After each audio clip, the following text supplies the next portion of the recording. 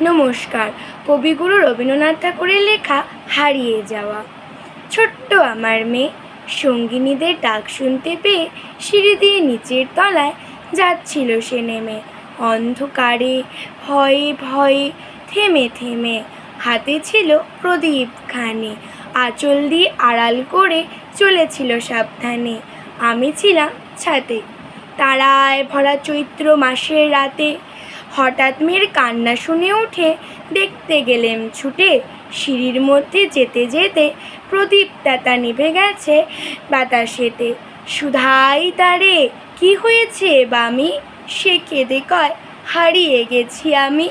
তারায় ভরা চৈত্র মাসের রাতে ফিরে গিয়ে ছাতে, মনে হলো আকাশ পানেছি। আমার বামির মতোই যেন অমনি কে এক মেয়ে। নীলাম্বরের আঁচলখানি ঘিরে দীপশিখাটি জ্বালিয়ে একা চলেছি ধীরে ধীরে। নিত্য যদি আলো যদি হঠাৎ যেত থামে, আকাশ ভরে উঠত কেঁদে, হারিয়ে গেছি আমি। নমস্কার।